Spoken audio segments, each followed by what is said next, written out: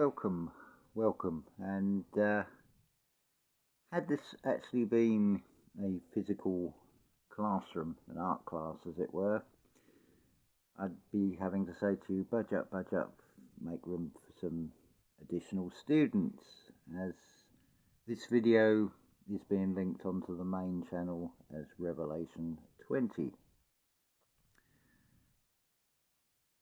So the question that I posed myself was, and those of you familiar with the other channel will probably be aware of playlists where there are songs where I have decoded meanings of lyrics and also pointed to the positioning of instrumental sections are deliberate,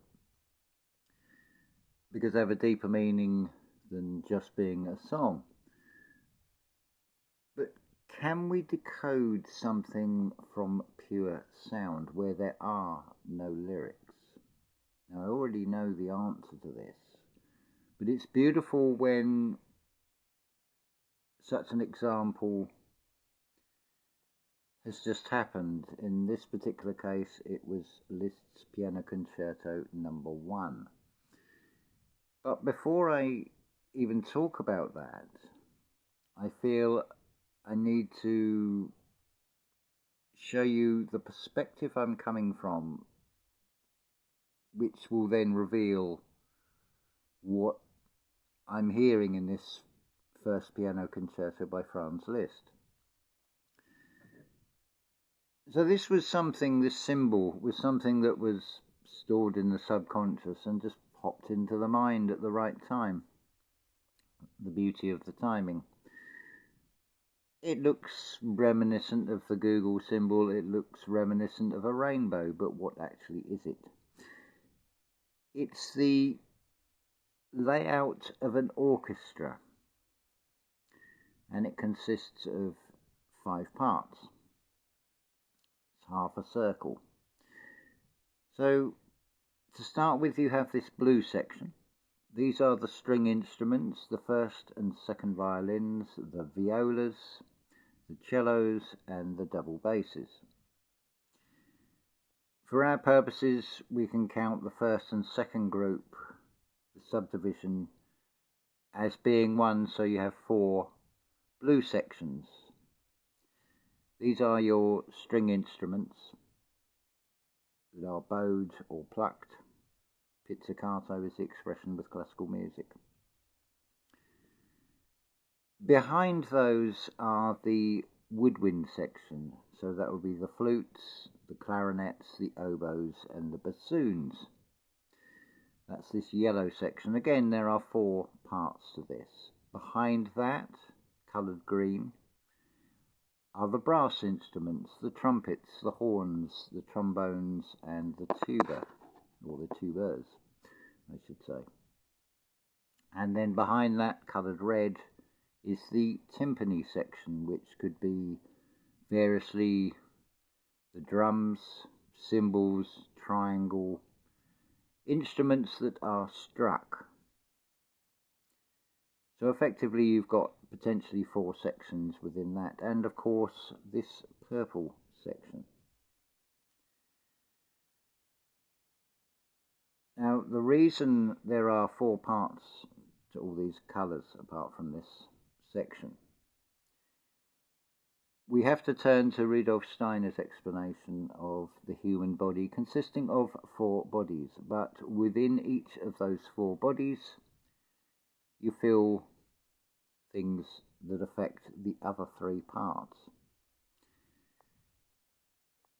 We also have a colour representation. I didn't choose these colours, these are the colours that are given on this symbol. So this is as much a exploration of deeper meanings of symbology as it is about the layout of an orchestra.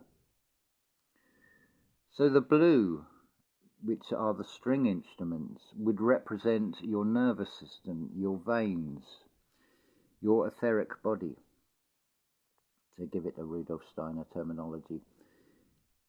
That would also go with the emotions, which are representation of water. This also looks very reminiscent as being half an eye, and of course you have a fluid that goes right across the eye. This purple section would represent the pupil. We'll come to that a little bit later. So the yellow section, that's your flutes, clarinets, oboes and bassoons. That represents spirit. That's the associated with air, so representing spirits. They are blown instruments. Also, another group of wind instruments are the brass, namely the trumpet, the horn, the trombone and the tuba. And there are other variations that are within this group. This is the most heavy earthly element reflected in the sound area that this section of the orchestra operates in. And then you have the red, which is like the outside of the eye. The instruments are struck, so as an interpretation as being an eye, it's the things that would strike you the most. So what about this little purple circle? Now this is the chief, or the chef, you could say. So if we take a music score, that is like the recipe. Now the chef may want to bring out different flavours, different contrasts, tweak that basic recipe. So he may ask for more emphasis from the woodwinds, or one particular group, or even an individual instrument from any of these groups, and maybe change the tempo slightly, accentuate certain passages within the music, bring different flavours out in the sound. Now, if you see this orchestral body as a representation of the physical body, now this pupil here, this chief, is the conductor. Now the unknown potential, which is the audience, depending on the interpretation that this conductor can give. Now this part of the orchestral body, the conductor, who is on a podium, who sees over the entire orchestra, sees over the entire vision of a piece of music and its interpretation, will for the most part have his back or her back to this audience. So it's unseen potential of what is being conducted. So if you see the orchestra like aspects of our physical body, the very center of your being is the conductor. How you conduct and how you convey to this potential audience will determine whether that performance was a very good one or a very bad one. So with that perspective in mind, when we turn to a piece of music like Liszt's first Piano Concerto, the opening theme goes da da da da da da da, and then there's a response from the piano. Now Rudolf Steiner says the piano has no place in an orchestra. I'll refer you to the playlist, the Rudolf Steiner playlist, where he talks about music and instruments and tones and that's like. That's not to say that the piano could not be a solo instrument with an orchestra. So from that opening theme, if I was to put it into set words to it, it would be something of the lines of the collective humanity saying, "We don't know who we truly are." Da, da, da, da, da, da, da. Now the piano, we'll put this into context. The piano represents Neville Goddard, or you can substitute somebody else wise who's talking to a crowd or to an individual. As the pianist enters into this dialogue and is basically advocating something to the crowd that he has found to be true from experience, you'll hear the response from the strings, which is the emotions. You'll hear the response from the woodwinds, which is the spirit, and you'll hear eventually the response and the reaction from the timpani and from the brass, which is our deepest, most earthiest aspect of us. That's why the brass instruments sound the heaviest. So when you hear this Piano Concerto No. 1, what I'm actually hearing is somebody preaching, and the crowd is getting very emotive, which is reflected in the string passages. It is hearing the spirit, which is reflected in what is repeated back, the same themes played in the woodwinds to the piano. And the emotions, the strings also picking up on this same theme, this same tune, and reciting it back. And then eventually the brass, the embodiment, also feels it. Now the thing with music, you can listen to a piece of music and it can sound lovely. But it's when you start listening inwardly and you start feeling where a particular passage or a particular tone or a note, where do you feel it inside yourself? Is it felt most in the heart? Is it felt in the gut? Is it felt in the throat? Now this is the beauty of art. It's subjective.